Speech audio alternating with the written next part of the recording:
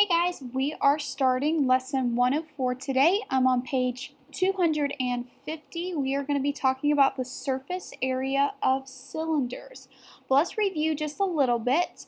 On the screen right here, I have a prism, and more specifically, I have a square prism, or another word for it is a cube. It does look like an ice cube. And I want to find the surface area of a cube. Well, I need to know my formula. My formula is S, which stands for surface area, is equal to 6S squared. Remember, the 6 comes from the 6 different faces that are all on the cube. So there's 6 of them. Multiply that by S squared, which S is equal to 2. Plug in all of our values, and our surface area is 24 square feet. What kind of prism is this figure? This is a rectangular prism because the base, as you can see, is a rectangle. What is the formula? It's a very long one. What's the formula for the surface area of a rectangular prism? And hopefully you've written it on your formula note card. But here we go. Here is my formula, and all I got to do is plug in my values. Remember, I said that you want to go ahead and put at the top or to the side what each one of these variables stands for. What does L stand for? W and H. So what is the length? Well, the length is going to be the long side of my base, which is 2 feet. The width is the shorter side of my base, which is 1, and the height, this is a 3-dimensional figure, so there's going to be a height, which is 1.5. Now that I know what L is, what W and H are, I can just plug in or substitute those values in where I see the variables. And if you do so, we get this answer right here. Let's simplify. Make sure you have your order of operations done first, parentheses first, and then we're going to multiply, and then we can add. Our final answer is 13 square feet. What kind of prism is this figure right here? This looks like a teepee a little bit, or excuse me, not a teepee, a tent that you would go camping in. This is a triangular prism. Okay, if you were to turn this on its side, then the two bases would be your two triangles. How many faces or how many surfaces are there on a triangular prism? Count them up. There should be 5. We're going to find the area of each one of those faces. So we've got A is equal to 2 times 1.5. What is that? That's going to be the area of the rectangular face down here at the bottom. This is the length and the width, excuse my drawing there, of the bottom base there. And then we've got how many triangles? We've got 2 triangles. What's the area of my triangle? Well, the area of my triangle is 2 feet, or excuse me, 1/2 base times height.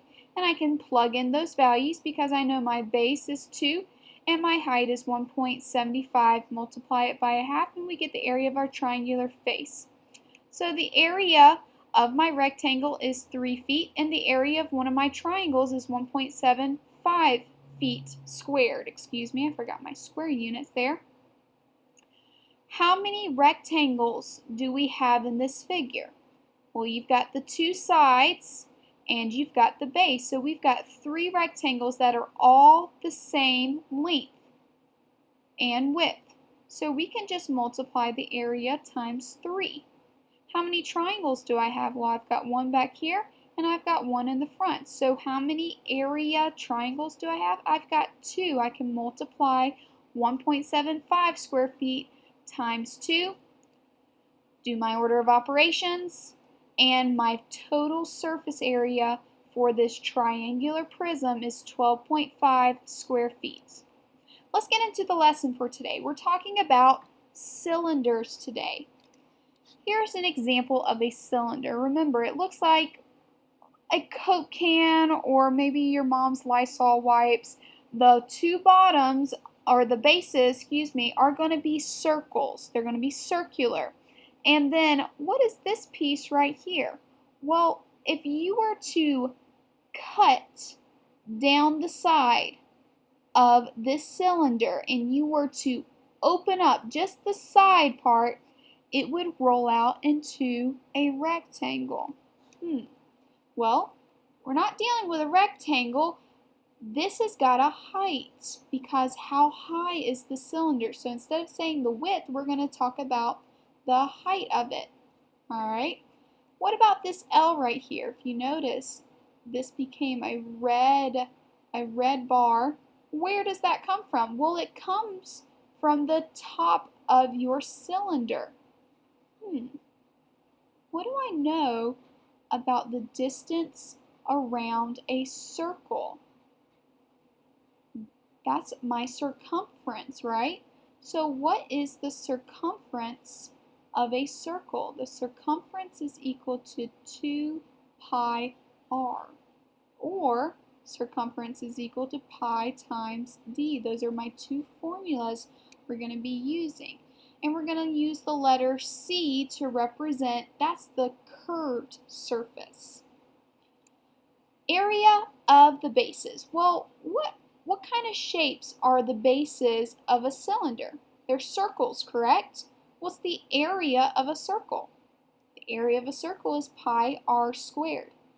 How many bases do I have for a cylinder though? I have 2, so I need to multiply that formula by 2. Let's talk about the area of the curved surface. Well, what's the area of the curved surface is C times H. What does C stand for? C stands for 2 pi r, or if they give us the diameter, it stands for pi times d. We take C, this C up here is represented as the circumference, and we're looking for the area of the curved surface. I apologize. So C would be 2 pi r times whatever the height is. That's my formula. Okay, let's look at an example here. Here's my cylinder. And over here, they've just pulled the cylinder apart. So they pulled off the 2 bases there, and the outer edge here, they just opened it up. They rolled it out into a rectangle. So these are the same exact figures right here. What is this distance right here? Well, remember, that is represented as my C, or my circumference. And this piece right here is my height. Well, I know what my height is. My height is 8 inches, correct? The circumference here of this circle is going to be, well, let's take a look at the circle. What do they give us? The radius or the diameter? They give us the radius. So what is C going to be? We're going to use the formula 2 pi r. 2 pi times, what is the radius? The radius is 2 inches. So what is C? C is going to be 4 times pi, or pi times 4, which is what they have up here. So that's what C is. C is 4 pi. The height is 8 inches. Let's talk about the bases down here now. Remember, what's the area? We're looking for the area of the bases, and the area of these bases, they're circles. So we're using area is equal to pi r squared. 3.14 is pi. What is the radius? The radius is 2, but we need to square the radius. How many bases do I have? I have 1 base there, and I have 1 down here that you can't fully see, which is why we multiply it by 2. 2 squared is 4. 4 times 2 times 3.14 will get you 25.12 square inches. Now let's do the curved surface over here.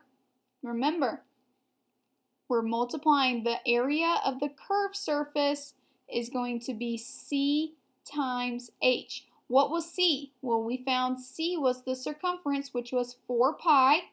So 4 times, pi is also 3.14, so they're just substituting in a number for it, times the height. Here's my area formula here. The height is 8 inches. Therefore, my curved surface is 100.48 inches squared.